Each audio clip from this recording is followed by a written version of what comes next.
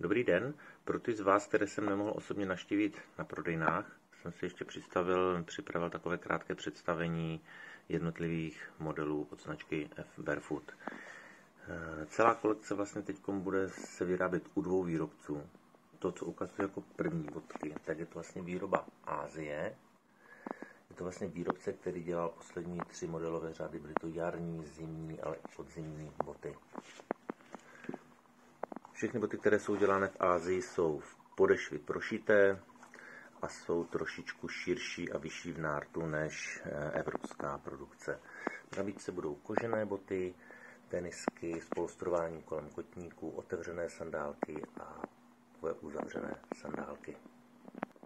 V polské produkce najdeme určitě více druhů materiálů, ať už jsou to materiály z hladké kůže, velurové kůže, je tam nubuková kůže, spoustu barev od růžové, zlaté. Další vlastně novinkou jsou kožené a textilní, opravdu prodyšné bodky.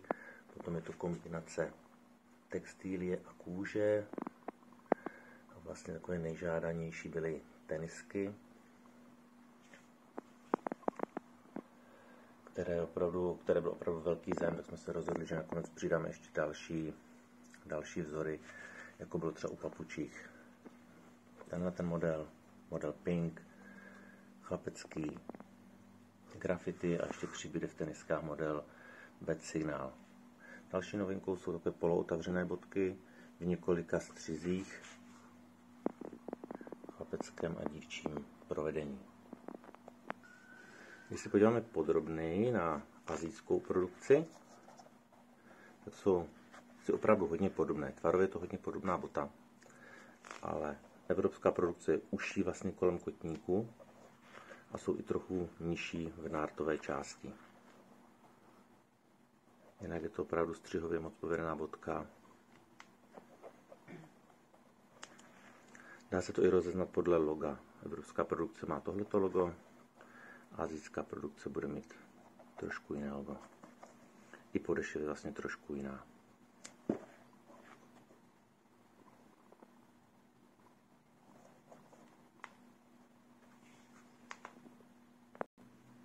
Úplně nový model je tady ten kombinace kůže a prodyšné síťoviny.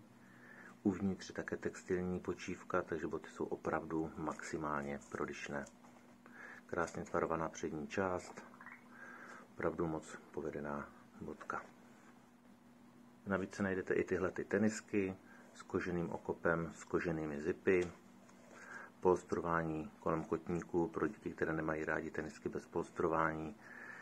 Ta počívka s tím polstrováním je jenom tady téhleté zadní části, v přední části už se jedná jenom o jednovrstvé prodyšné bavlněné plátno.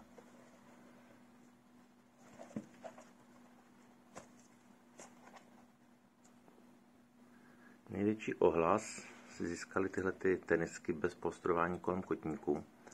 Dokonce i tahleta barva byla nejvíce žádána mezi všemi obchodníky. Tyto tenisky vyznikají opravdu vysokou flexibilitou. Myslím si, že na trhu nejsou takhle flexibilní bodky jako tady tyhlety. Podešev už máme vyzkoušenost z předchozích roků. Jedná se o pryžovou podešev. Na tenhle typ podešve, na tu polskou produkci, nebyla ani jedna reklamace na prodrženou patu.